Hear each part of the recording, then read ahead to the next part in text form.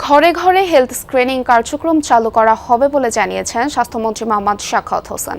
বলেন, প্রথমে ৬ থেকে ১০টি উপজেলার একটি করে ইউনিয়নে স্ক্রিনিং কার্যক্রম পাইলট আকারে চালু করা হবে।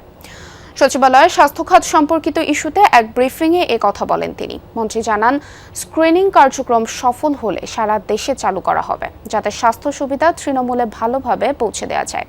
এ সময় তিনি বলেন, দেশের ৪৯২টি উপজেলা স্বাস্থ্য কমপ্লেক্সকে ৫০ শয্যা থেকে ১০১ শয্যার হাসপাতালে রূপান্তরের সিদ্ধান্ত নেওয়া হয়েছে।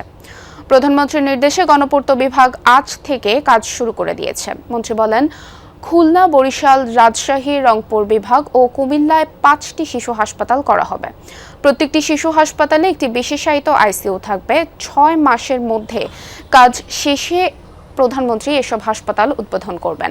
এ সময় তিনি জানান, চীনা বাংলাদেশ যৌথ উদ্যোগে নারীদের জন্য 5টি বিশেষায়িত হাসপাতাল নির্মাণ করা হবে।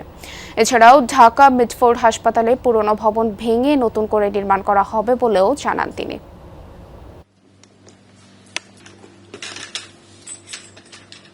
গণপূর্ত বিভাগকে নির্দেশনা প্রদান করেছি, আজকে থেকে কাজ শুরু করবে।